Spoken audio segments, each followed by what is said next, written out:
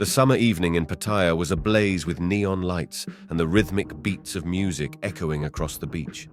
It was our final night of reckless abandon, a farewell to the week-long escapade that had bonded Jake, David, Chris, Emma, and me, Michael, into a tight-knit group.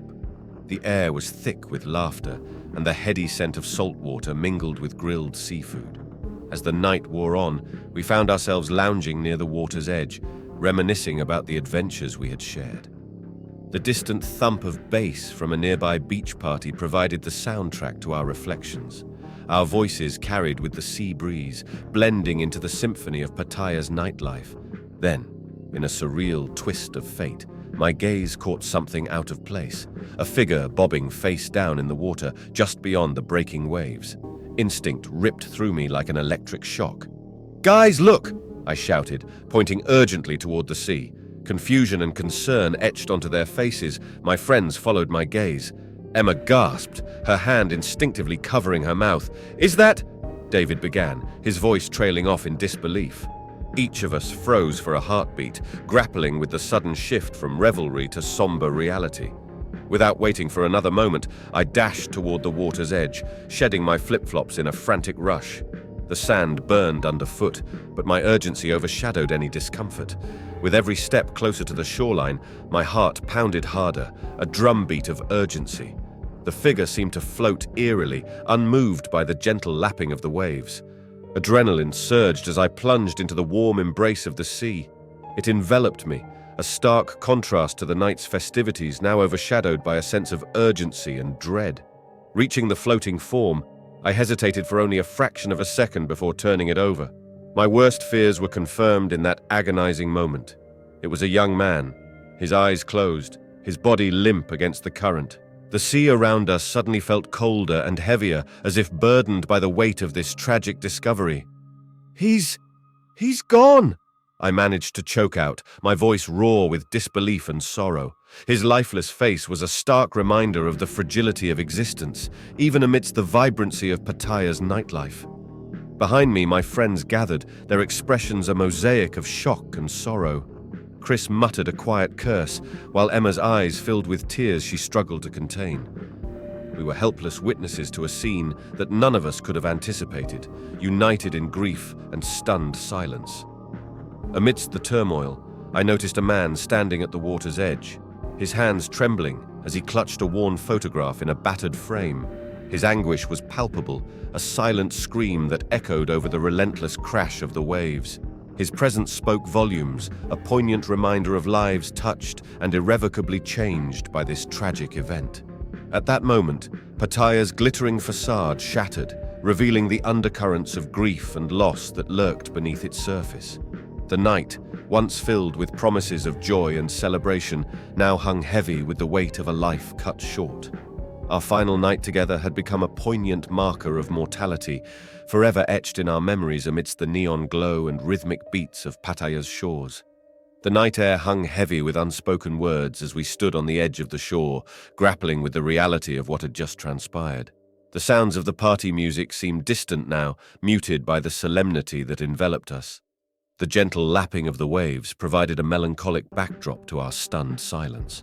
I turned to see the man still standing there, his gaze fixed on the sea as if searching for answers in its dark depths. His weathered face bore the lines of a life marked by hardship and now overshadowed by inconsolable grief. Without a word, I approached him, my footsteps echoing softly against the wet sand. "Sir," I began tentatively, unsure of how to offer comfort in the face of such profound loss. He glanced at me briefly, his eyes red-rimmed and haunted. I hesitated, then continued, "I'm so sorry for your loss. Is there anything we can do?" He shook his head slowly, his voice barely above a whisper. "No, nothing." His fingers tightened around the photograph, a gesture of protectiveness and despair. Behind us, my friends stood in a hushed circle, their own shock reflected in somber expressions. Chris, usually the joker of the group, stood with his hands clenched at his sides, his usual bravado replaced by a quiet reverence for the tragedy unfolding before us. Emma approached cautiously, her voice trembling. Do you know who he was?" Her concern was palpable. her empathy a lifeline in the midst of our collective helplessness.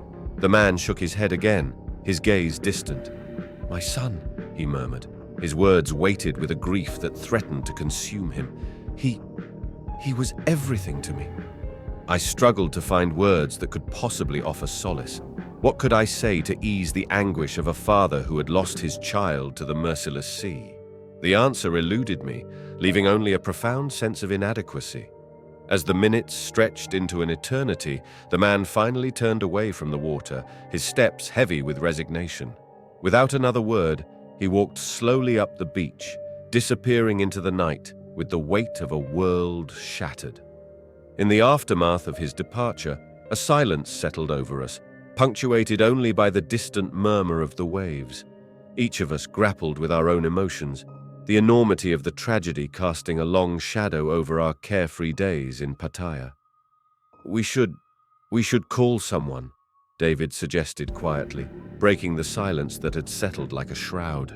His voice was subdued, his gaze fixed on the spot where the man had stood moments before. Nodding in agreement, we gathered our belongings and made our way back to the hotel, our steps heavy with the weight of what we had witnessed. The night had irrevocably changed, leaving us to confront the fragility of life and the unexpected twists of fate that could turn joy into sorrow in the blink of an eye. Back in our hotel room, the mood remained somber. We sat in a circle, recounting the events of the evening with a solemnity that belied the usual camaraderie of our group. Each of us struggled to reconcile the vibrant memories of our time together with the stark reality of loss that now hung over us. "I can't stop thinking about his face," Emma admitted softly, her voice trembling. "The pain, it was so raw." Chris nodded, his expression grave. "Yeah, it really makes you realize how fragile everything is." David, ever pragmatic, reached for his phone and dialed the emergency number. "I've contacted the authorities," he informed us quietly after a brief conversation. "They're sending someone down to investigate." The news brought a small measure of relief, knowing that at least steps were being taken to address the tragedy. Still, the weight of grief lingered heavily in the air, a reminder that some wounds could never fully heal. Hours passed, filled with restless thoughts and a shared sense of mourning. The dawn broke over Pattaya, casting a soft light on our weary faces as we gathered once more near the shore. The sea, serene now in the early morning calm, seemed a stark contrast to the turbulent emotions that churned within us. "We should pay our respects," I suggested quietly, breaking the silence that had settled between us. Without a word, we walked together to the spot where we had found the young man, now marked by a simple bouquet of flowers placed by compassionate strangers. We stood in silence, offering our own silent prayers for a life lost too soon and a father left to navigate a world forever altered. As we turned to leave, a gentle breeze swept in from the sea, carrying with it a fleeting sense of peace. In that moment, amidst the ache of loss, there was also a quiet understanding, an understanding of the fragile threads that bind us together and the profound impact of a single, fateful night in Pattaya. The following morning dawned with a muted brightness, the sun struggling to pierce through the lingering clouds that mirrored our somber mood. We gathered on the hotel's balcony overlooking the beach, sipping coffee in silence, each lost in our own thoughts. The distant sound of waves crashing against the shore provided a rhythmic backdrop to our reflections. "I can't stop thinking about him." Emma finally broke the quiet, her voice wavering with emotion. Her eyes, usually bright with laughter, were dulled by the weight of the previous night's events. Chris nodded solemnly, his gaze distant. "Yeah, it's like everything just changed, you know?" I stared out at the sea, the same waters that had swallowed a life just hours before. The image of the young man's lifeless form haunted me, a stark reminder of our mortality amidst the fleeting pleasures of a beach holiday. "We did what we could," David spoke up, his tone attempting reassurance but faltering under the weight of reality. "I mean, Mike, you were brave to jump in like that." I shook my head, the memory of that futile attempt at rescue replaying in my mind. But it wasn't enough. He was already... A heavy silence descended upon us again, the unsaid words hanging between us like a shroud. How do you make sense of a tragedy that defies reason, that reminds you of your own vulnerability in the face of nature's indomitable force? We should do something, Emma suggested quietly, breaking the oppressive quiet that had settled over us. For his family, maybe? The idea hung in the air, tentative yet hopeful. It was a small gesture, but perhaps it could offer a modicum of solace to those who now mourned the loss of a loved one. What do you have in mind? Chris asked. His curiosity mingled with a flicker of determination. I don't know, Emma admitted, her brow furrowing as she wrestled with the idea. Maybe we could find out more about him, about his family. David nodded thoughtfully. It could help. At least, it could give them some closure. I felt a glimmer of hope amidst the despair that threatened to overwhelm us. Maybe there was something we could do, however small, to honor the memory of the young man whose life had ended so tragically. As the morning unfolded into the afternoon, we found ourselves drawn back to the beach, retracing our steps to the spot where the unimaginable had unfolded. The sea stretched out before us, its vastness a reminder of both its beauty and its unfathomable depths. He was so young, Emma murmured, her voice barely audible over the gentle lapping of the waves. Just gone. We stood there in silence, each lost in our own reflections under the fading sunlight. The world around us seemed to hold its breath, caught between the rhythms of life and the stark reality of death. As the day waned into evening, we made a silent vow to carry the weight of this shared experience with us, a reminder of the fragile thread that connects us all in this unpredictable journey called life. The evening descended upon Pattaya with a softness that belied the heaviness in our hearts. We gathered once more on the balcony, this time under the gentle glow of the moonlight reflecting off the sea. I think we should write something, Chris suggested, breaking the contemplative silence. A letter, maybe, to his family. Emma nodded in agreement. Yes, something to let them know that we cared, that he wasn't alone in his final moments. David leaned forward, his expression determined.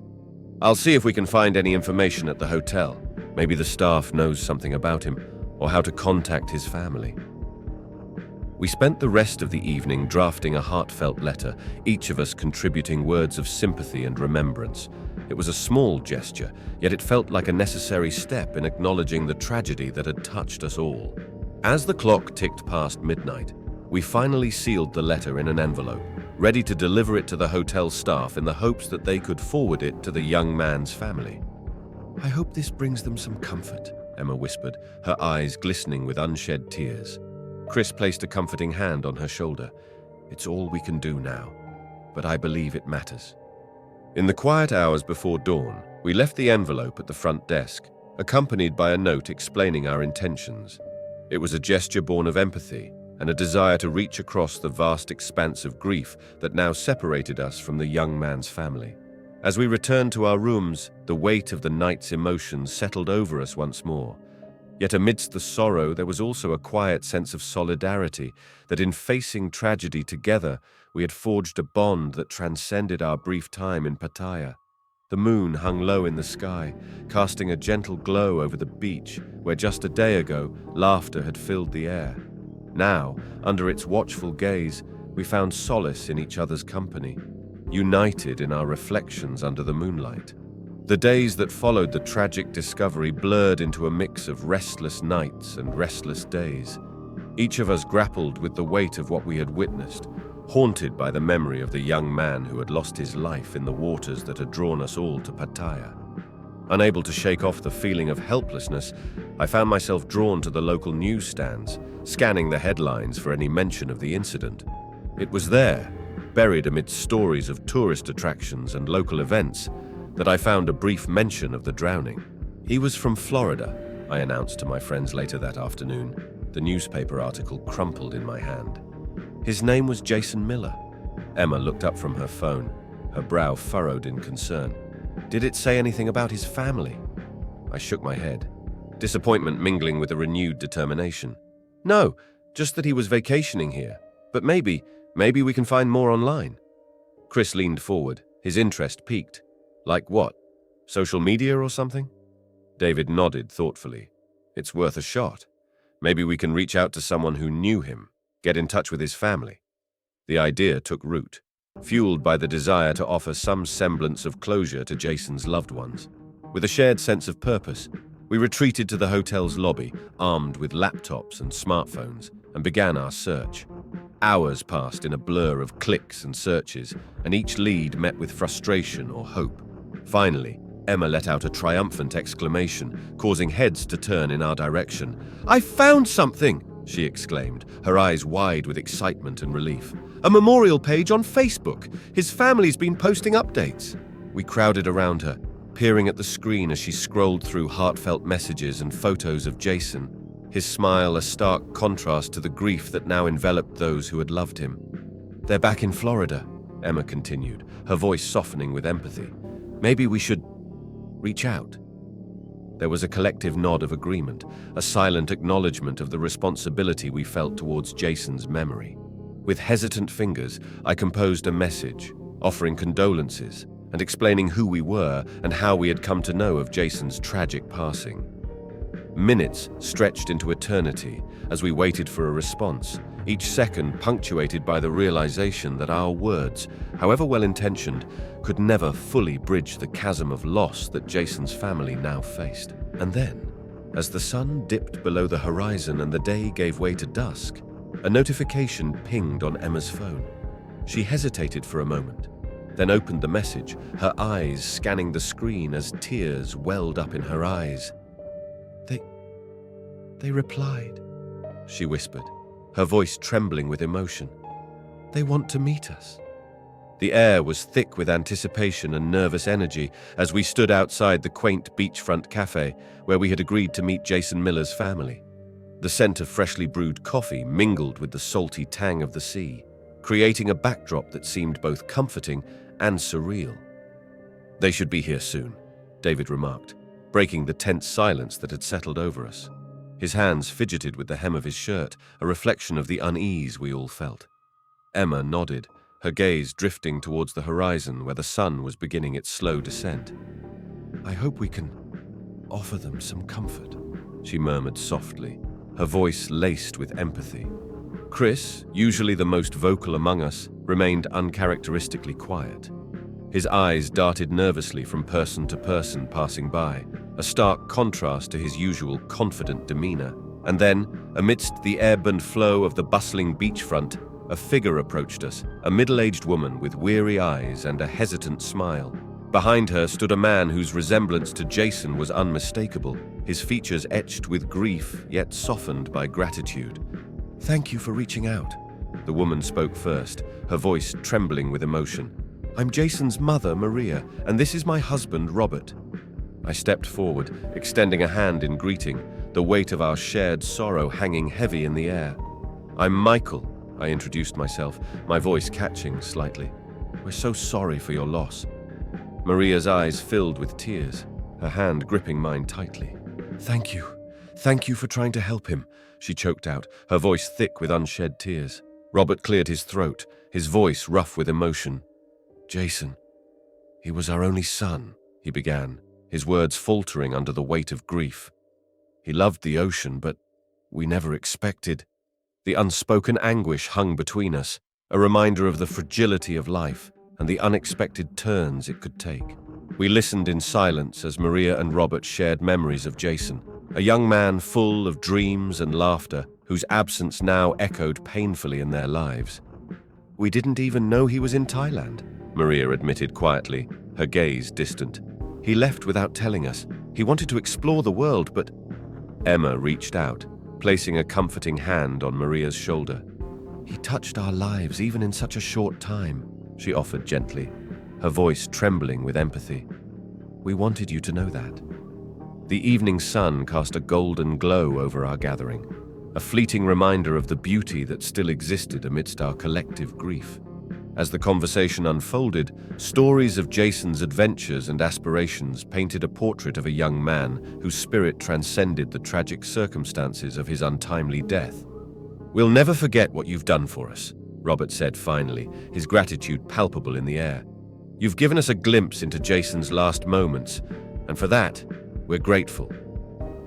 As we parted ways later that evening, hugs exchanged and promises of keeping in touch made, I felt a sense of bittersweet closure settling over me. Our journey had begun with a shocking discovery on a Thai beach, but it had led us here, to a place where compassion and connection bridged the gap between strangers bound by loss and hope. As I watched Maria and Robert walk away, their steps heavy with the weight of grief yet buoyed by newfound understanding, I knew that Jason's memory would live on in the hearts of those he had touched, both near and far. In the days that followed our meeting with Jason's family, a sense of quiet reflection settled over our group. The bustling energy of Pattaya's nightlife seemed muted now, overshadowed by the profound experience that had brought us closer together and connected us to strangers in ways we could never have anticipated. We did the right thing, Emma mused one evening as we gathered on the balcony of our hotel room, watching the sunset paint the sky in hues of orange and pink. Meeting Jason's family, it was important. Chris nodded thoughtfully, his gaze fixed on the horizon where the sea met the sky. Yeah, it feels, I don't know, like we made a difference, you know? David leaned back in his chair, a rare smile playing on his lips. It's strange how things unfold sometimes, he mused, his voice tinged with introspection. We came here for a carefree vacation and, well, look at us now. I chuckled softly, the irony not lost on me. Life has a way of throwing curveballs, I agreed, my thoughts drifting to the resilience of the human spirit in the face of unexpected challenges. As the days turned into weeks, we found solace in each other's company, sharing quiet moments and reminiscing about our time in Pattaya. The memory of Jason and our encounter with his family remained a poignant thread that wove through our conversations, a reminder of the fragility of life and the importance of cherishing every moment. I think we've all grown from this, Emma remarked one afternoon, her eyes bright with newfound wisdom. We've seen firsthand how fragile life can be, but also how strong our connections can become. Her words resonated deeply with me, a testament to the transformative power of empathy and compassion in the face of tragedy. Our journey had been marked by sorrow and reflection, but it had also reaffirmed the bonds of friendship that anchored us amidst life's uncertainties. As we prepared to leave Pattaya and return to our respective lives, I felt a mix of emotions, a lingering sadness for Jason's untimely passing, tempered by a profound gratitude for the experiences and relationships that had shaped our journey. We'll always carry this with us, Chris said quietly as we packed our belongings, his gaze lingering on the beach beyond our window. Jason's story. It's a part of ours now. As we bid farewell to the vibrant city that had been the backdrop to our unexpected journey, I knew that our paths had been irrevocably changed by the events of that fateful night on the Thai beach. Jason's legacy lived on in our hearts, a reminder to live each day with purpose and compassion, honoring the fragile beauty of life's fleeting moments. Months had passed since our poignant journey in Pattaya, yet the memories of Jason and our transformative experience lingered vividly in our minds. Life had resumed its usual rhythm, but the bond forged through shared grief and compassion remained steadfast among us. I still think about Jason, Emma admitted one evening over a video call, her smile tinged with a hint of melancholy. His family sends updates sometimes. They're coping, but it's hard. Chris nodded solemnly from his own screen, his expression thoughtful. Yeah, it's tough, but I'm glad we reached out to them. It felt right. David, ever the pragmatist, interjected with a small grin. Who knew our vacation would turn into something so profound? I mean, we've grown a lot from that experience. His words resonated deeply with me as I reflected on how our lives had intersected with Jason's in unexpected ways. His absence was a poignant reminder of the fragility of life, urging us to cherish every moment and embrace the connections that enriched our journey. I think we all needed that wake-up call, I admitted, my voice tinged with gratitude. It's easy to get caught up in the mundane, but Jason's story, it brought us closer and reminded us of what truly matters. As the conversation turned to lighter topics, a sense of camaraderie filled the virtual space between us. Despite the physical distance that now separated us, our bond remained unbreakable, strengthened by the shared experience that had reshaped our perspectives and priorities. In the months that followed, we found ourselves embracing new opportunities and challenges with a renewed sense of purpose. Emma pursued her passion for community service, volunteering at local shelters and offering support to those in need. Chris delved deeper into his studies, inspired by the resilience he had witnessed in Jason's family. And David, ever the adventurer, embarked on solo travels that broadened his horizons and deepened his appreciation for life's myriad possibilities. For me, Jason's legacy became a guiding light, a reminder to live authentically, to nurture relationships, and to embrace the unexpected with courage and grace. His memory was woven into the fabric of my daily life, a quiet but powerful presence that fueled my determination to make a positive difference in the world. As I looked back on our time in Pattaya, I realized that our journey had been more than just a vacation. It had been a profound testament to the resilience of the human spirit and the transformative power of empathy and connection.